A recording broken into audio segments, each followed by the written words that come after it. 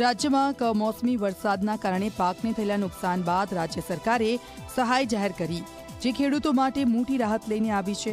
સરકારના આ ખેડૂતલક્ષી નિર્ણય માટે ખેડૂતોએ મુખ્યમંત્રીનો આભાર માન્યો છે.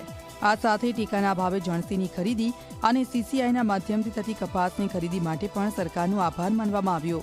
આ સાથે ખેડૂતો કપાસમાં આયાત નીતિ અને ડુંગળીના ભાવો પર થયેલી અસર મામલે સરકારમાં રજૂઆત કરી. ગુજરાતનો ખેડૂત ક્યારેય હેરાન ન થઈ શકે એના માટે એમણે 9,31,000 ખેડૂતોની ઓનલાઈન થયું હતું મગફળીનું, એની ખરીદી ચાલુ કરાવી. એમાં 4,75,000 ખેડૂતોની ખરીદી થઈ ગઈ છે. સીસીઆઈ દ્વારા જે કપાસની ખરીદી થાય છે, અત્યારે 10 લાખ ક્વિન્ટલ જેટલી ખરીદી સીસીઆઈ દ્વારા 1,612 રૂપિયામાં થઈ ગઈ છે.